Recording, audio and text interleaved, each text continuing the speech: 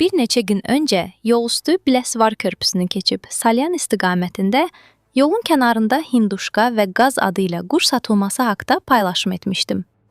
Qeyd etmişdim ki, aldığım quşlar sonradan hinduşka və qaz deyil, sadəcə toyuq çıxdı.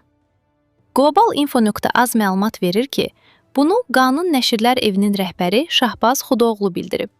O, Azərbaycan Qida Təhlükəsizliyi Agentliyinin məsələni araşdırdığını bildirib. Qurum yerində baxış keçirdi və mənim qeyd etdiyim fakt təsdiq olundu.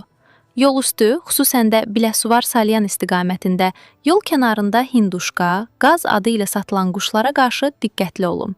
Tələskənlikdən və insanlara dəstək niyyətindən istifadə edərək adamı aldadırlar. Maşını saxlayıb oradan quş almağını məsləhət deyil. Məni qınadılar ki, niyə quşu toyuqdan ayıra bilmədim?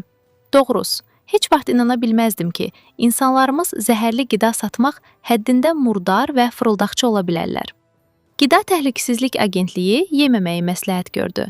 Mən də heyvanlar üçün zooparka göndərim.